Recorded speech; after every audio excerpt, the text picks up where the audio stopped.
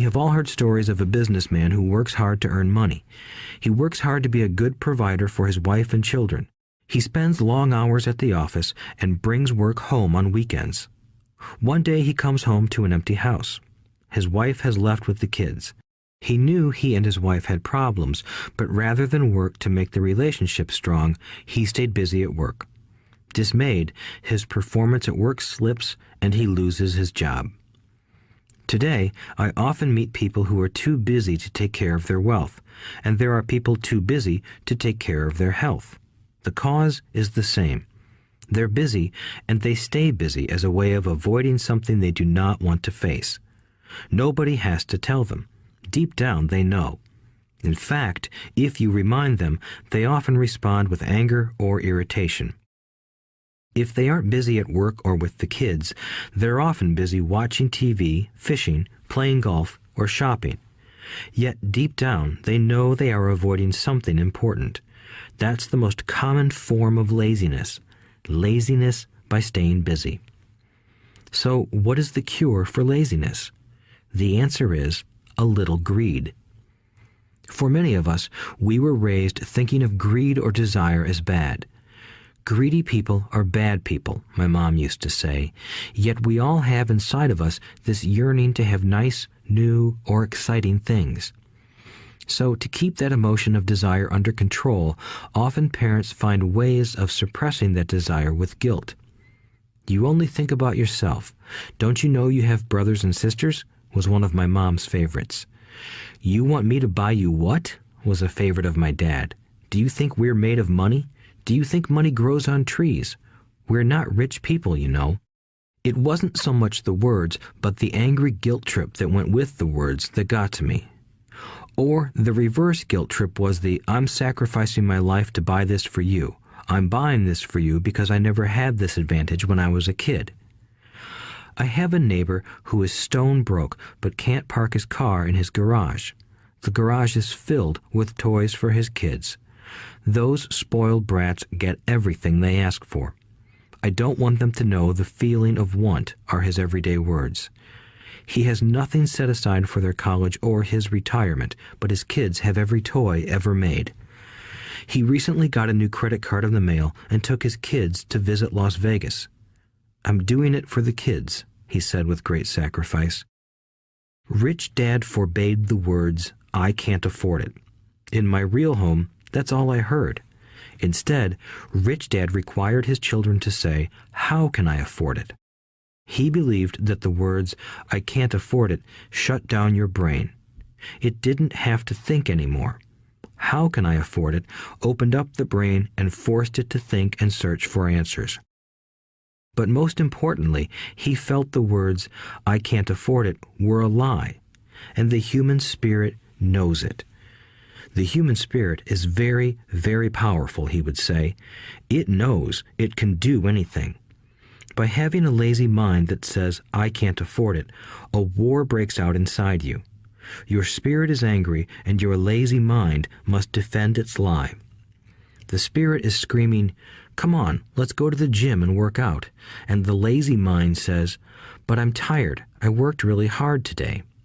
Or the human spirit says, I'm sick and tired of being poor. Let's get out there and get rich. To which the lazy mind says, rich people are greedy. Besides, it's too much bother. It's not safe. I might lose money. I'm working hard enough as it is. I've got too much to do at work anyway. Look at what I have to do tonight. My boss wants it finished by morning. I can't afford it also causes sadness, a helplessness that leads to despondency and often depression. How can I afford it opens up possibilities, excitement, and dreams. So Rich Dad was not so concerned about what we wanted to buy as long as we understood that how can I afford it creates a stronger mind and a dynamic spirit. Thus, he rarely gave Mike or me anything. He would instead ask, how can you afford it? And that included college, which we paid for ourselves. It was not the goal, but the process of attaining the goal that he wanted us to learn. The problem I see today is that there are millions of people who feel guilty about their desire or their greed. It's old conditioning from their childhood. While they desire to have the finer things that life offers, most have been conditioned subconsciously to say, "I can't have that," or "I'll never be able to afford that." When I decided to exit the rat race, it was simply a question of how can I afford to never work again? And my mind began to kick out answers and solutions. The hardest part was fighting my real parents' dogma. We can't afford that. Stop thinking only about yourself. Why don't you think about others? And other similar sentiments designed to instill guilt to suppress my greed. So, how do you beat laziness? Once again, the answer is a little greed.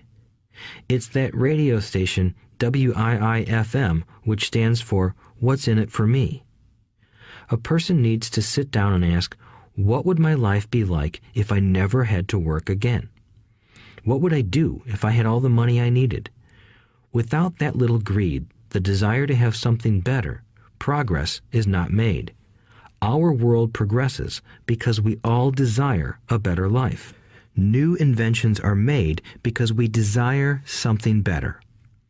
We go to school and study hard because we want something better. So whenever you find yourself avoiding something you know you should be doing, then the only thing to ask yourself is, what's in it for me? Be a little greedy. It's the best cure for laziness. Too much greed, however, as anything in excess can be, is not good. But just remember what Michael Douglas said in the movie Wall Street. Greed is good. Rich Dad said it differently. Guilt is worse than greed, for guilt robs the body of its soul. I think Eleanor Roosevelt said it best. Do what you feel in your heart to be right, for you'll be criticized anyway. You'll be damned if you do, and damned if you don't. Overcoming bad habits. Our lives are a reflection of our habits more than our education.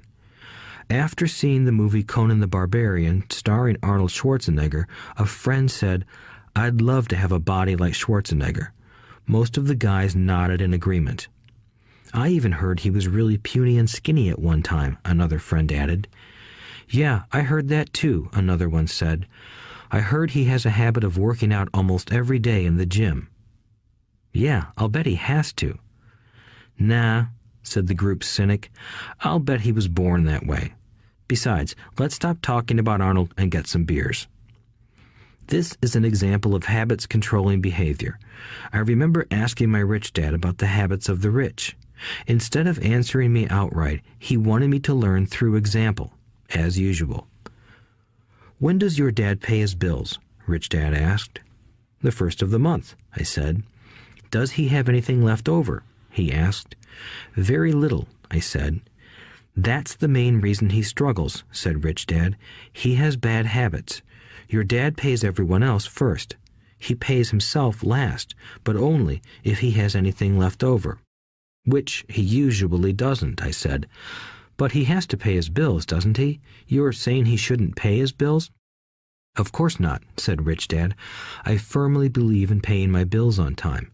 I just pay myself first, before I pay even the government." "But what happens if you don't have enough money?" I asked. "What do you do then?" "The same," said Rich Dad. "I still pay myself first, even if I'm short of money. My asset column is far more important to me than the government." "But," I said, "don't they come after you?" "Yes, if you don't pay," said Rich Dad. "Look, I did not say not to pay.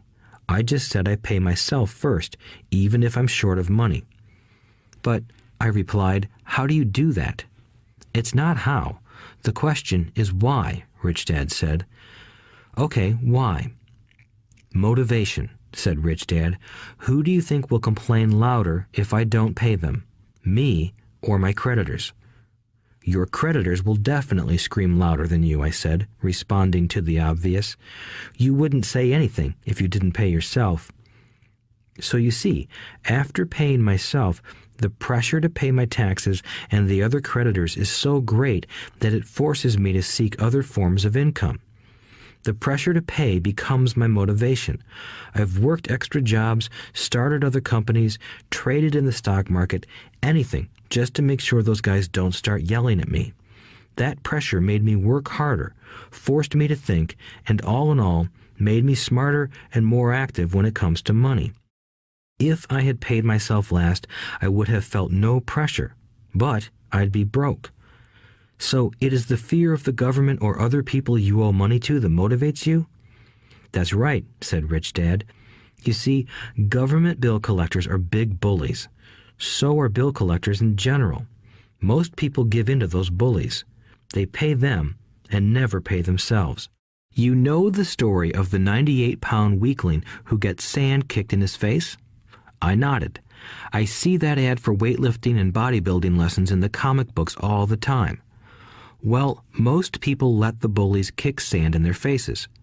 I decided to use the fear of the bully to make me stronger.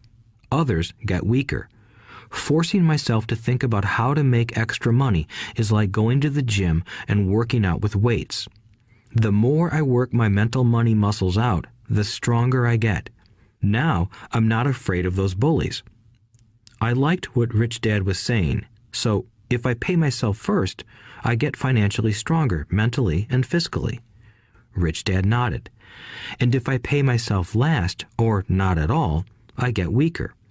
So people like bosses, managers, tax collectors, bill collectors, and landlords push me around all my life just because I don't have good money habits. Rich Dad nodded, just like the 98-pound weakling.